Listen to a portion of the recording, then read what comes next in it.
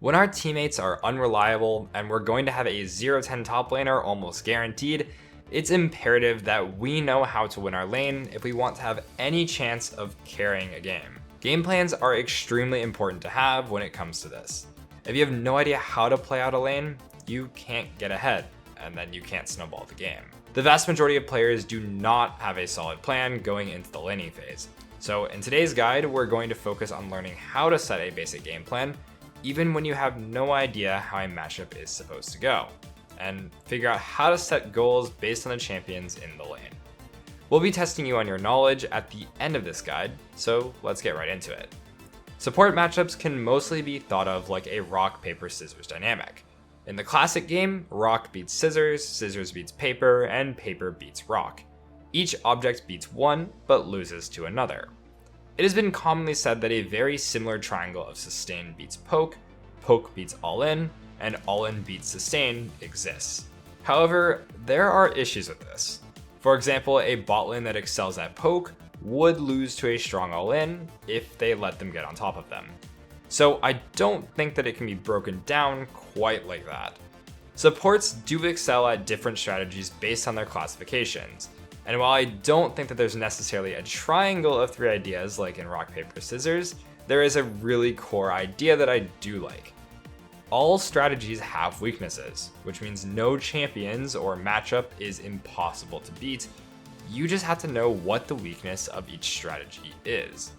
And it's worth noting that while this guide is going to seriously improve your understanding of how to play every matchup, if you want to truly master support, which if played correctly is arguably the best role to escape low elo with, then you should definitely enroll to our platform at Skillcapped. We have the most effective courses out there that cut through the BS and get you climbing stupidly fast. That's why we offer skill insurance, a guarantee you'll climb 5+ divisions or your money back. Stick around to learn more at the end of the guide. Anyways, getting back into it, we're going to keep things simple and break supports down to just 2 categories for now: ranged and melee. This will build a foundation for our game plan moving forward. All bot laners have the goal of getting push. This is for multiple reasons, but a common one is that melee champions want to be able to look for roams around the map, and with the priority they get from pushing waves, they're able to do that without being punished. Likewise, ranged champions benefit by being able to use spells on their opponents as they're forced under the tower. They're helpless to dodge spells unless they want to miss their CS. So the ranged champion can chip away at the tower plates and get spell thieves procs in the process. Both sides benefit greatly from this push, but obviously only one side is actually going to accomplish this within the game. After all, it's impossible for both teams to get the shove at the same time. The main thing that determines who will actually get the push is your matchup dynamic. There are really only 3 kinds of matchups that occur: ranged versus melee, melee versus ranged, and mirror matchups, where you have melee versus melee or ranged versus ranged.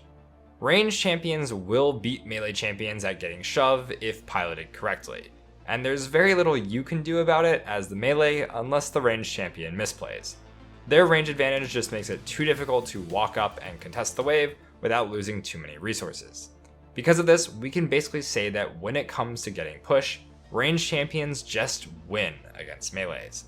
If as a melee champion we want to contest the push against a ranged, we would be fighting a losing battle, and in that case, it's actually best to not fight the battle at all and let yourself be pushed in. Once the enemies crash a wave into your tower, it will start pushing back out. This is when the level difference evens out and you no longer have a huge wave building into you that would kill you if you tried to all in. Now you can start fighting for the push, relying on the wave that you're able to build, allowing you to reap the rewards of getting priority, such as the ability to roam, better base timers, etc. If the other side tries to contest you now, this is where you're strong and you can look to fight. However, the importance of creating a game plan becomes increasingly apparent when you analyze this idea further.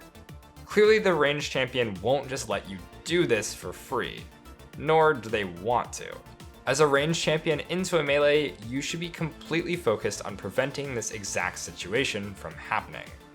This revolves around control of mostly one resource: health. Like we briefly mentioned earlier, poke champions would lose to an all-in, and this is the dynamic of many of these ranged versus melee bot lanes. but it's only under the condition that all health is equal. If we can land damage on the melee champions through any means, like harassing them under tower, or fighting them as they contest CS, we can chip away at their health.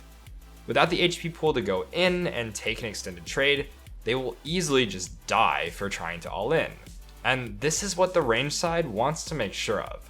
So as a melee champion, your goal is to preserve your health until you have a wave that crashes into your tower, and then expend resources afterwards to build up your own wave and crash it against your opponents. As the range champion, you want to keep your opponent's health low in order to prevent them from regaining wave control and force them under their tower repeatedly.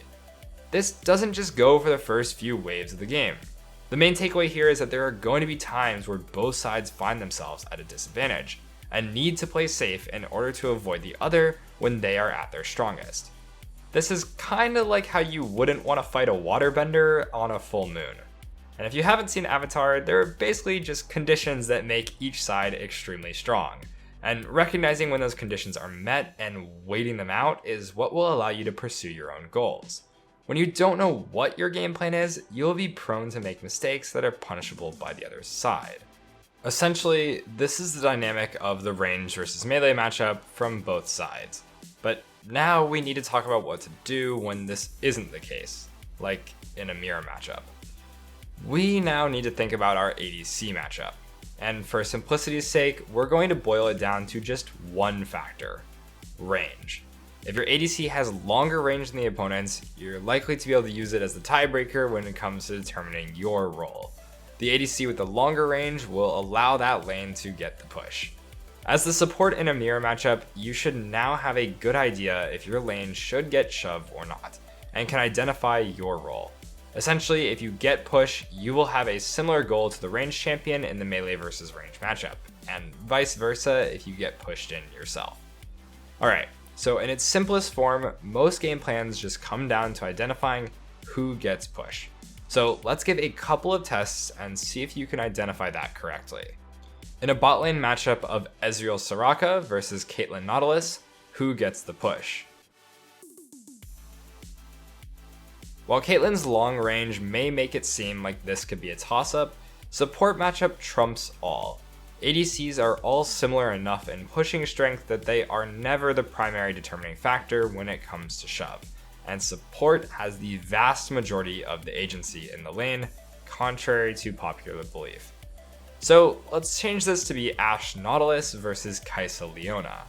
How about now?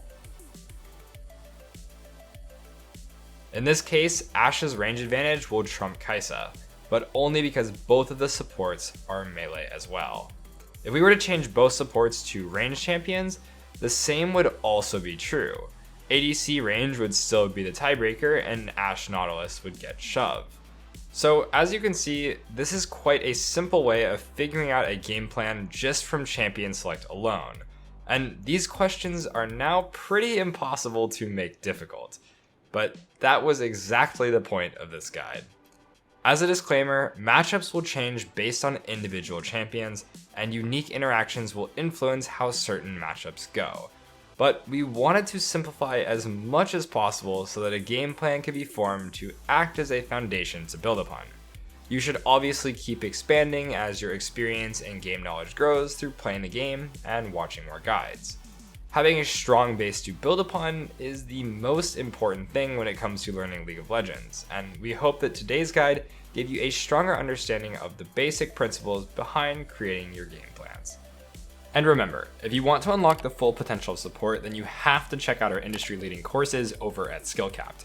They are key to unlocking your true potential in League of Legends, and you don't have to take our word for it, as if you fail to climb at least 5 divisions when actively using our service, you can literally get all of your money back. So there's no risk. Check us out, and as always, thanks for watching.